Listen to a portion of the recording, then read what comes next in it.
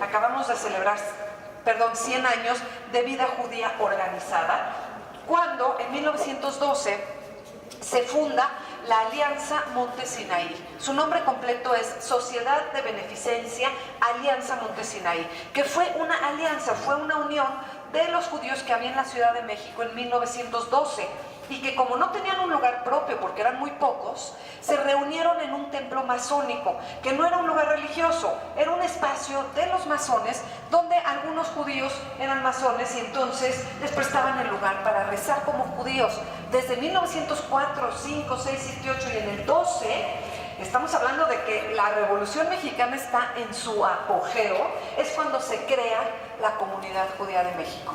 Y esta Alianza Monte Sinaí agrupó a todos los judíos que había en ese entonces, pero la mayoría eran del Imperio Otomano, de Grecia, de Turquía, de países balcánicos, de Siria, y los judíos ashkenazitas, los que hablaban yiddish, los que llegaron de Rusia, de Polonia, de Lituania, llegaron después, pero algunos había en esa primera organización. Entonces, bueno, para rezar como judíos, ustedes no necesitan un lugar especial. Lo único que necesitan es mínimo 10 varones mayores de 13 años, mínimo, pueden ser muchos más, pero no pueden ser 9, y libros sagrados para el rezo, donde se junten a rezar. Si tienen este minyan, este grupo de 10 varones, y los libros, no importa.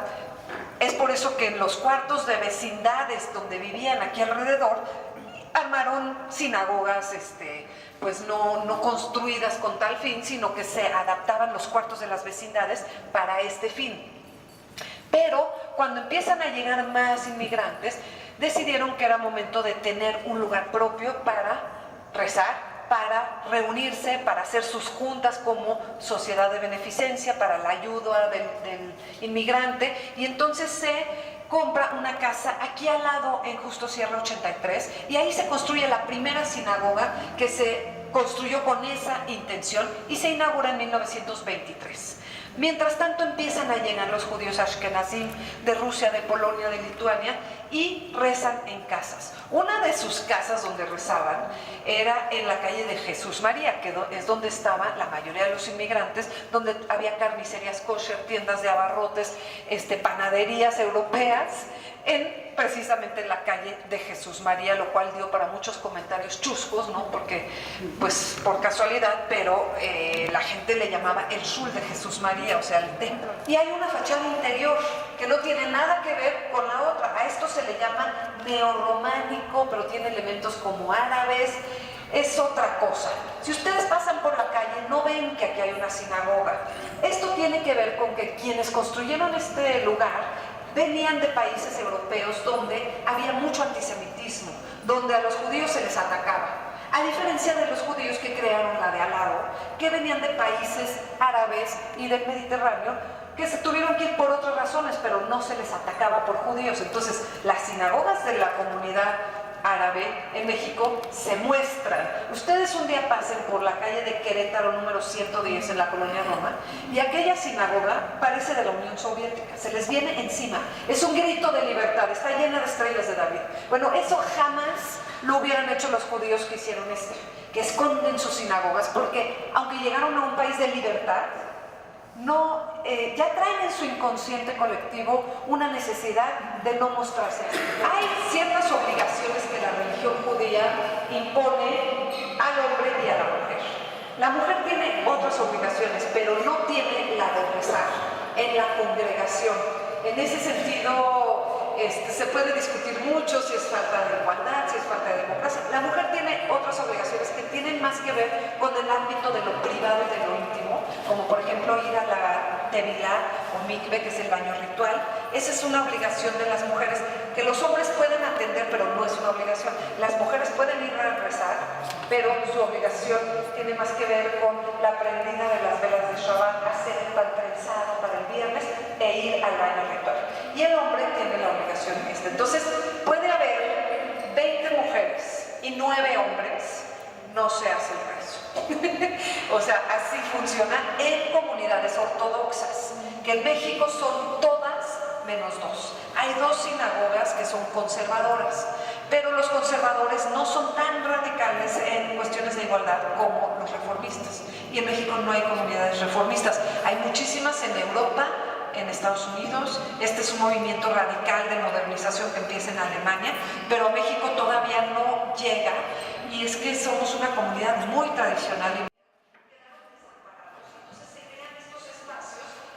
Este lugar es una copia de una sinagoga de Lituania, porque el hombre que donó, por lo menos lo que sabemos es esa parte central, dijo, yo voy a donarlo, pero quiero que copien la sinagoga de donde yo vengo.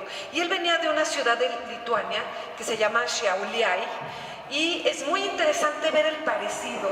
Hay una foto que yo conseguí de la sinagoga de la que se copió y es idéntica toda esta parte, solo que no la traje hoy porque ayer me visitó un impresor y le pedí que me haga una ampliación para tenerla acá, entonces no la tengo hoy conmigo, pero la próxima vez que vengan espero que ya va a estar en grande y que la van a poder comparar. Entonces, bueno, esto es conmovedor porque estamos hablando de que los inmigrantes llegan a un país, México, del que no conocían su lengua, su cultura, su gente, su idioma, su fruta, su cielo, la vestimenta, todo era tan diferente que las primeras sinagogas que se hicieron en México son copias de otras sinagogas, porque de algún modo querían envolverse de algo familiar y a partir de aquí se hicieron parte de México. La siguiente generación de sinagogas rompe ya con el pasado, con la nostalgia que traían, pero las primeras, como la primera sinagoga de la comunidad sefaradí en la calle de Monterrey, en la colonia Roma, es una copia de la sinagoga de Bulgaria.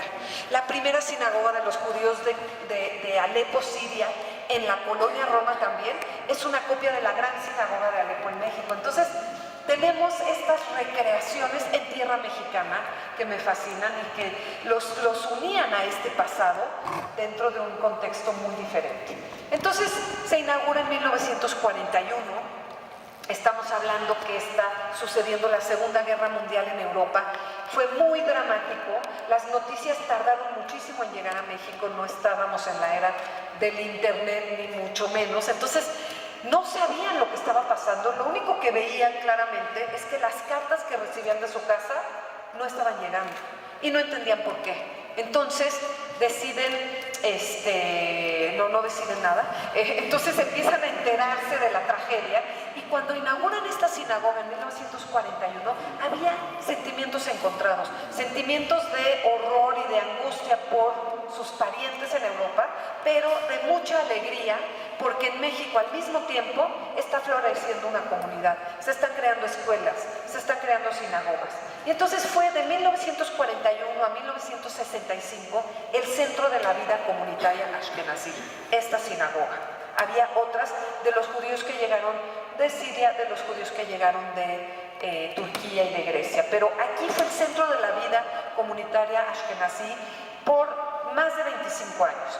¿Por qué digo hasta 1965? Porque en ese año se inaugura una sinagoga en la colonia límite entre la Roma y la Condesa. Y el movimiento es hacia allá y entonces el centro empieza a quedar abandonado. Todavía hay ciertas familias que se quedan en el centro.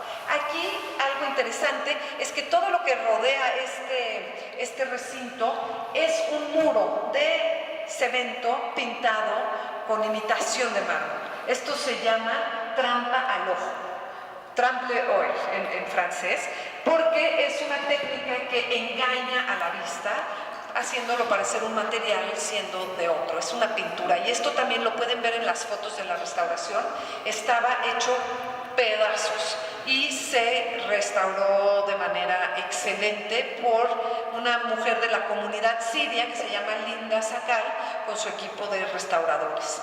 Y bueno, otro elemento que es lo más bonito de este lugar, en mi opinión, es el techo.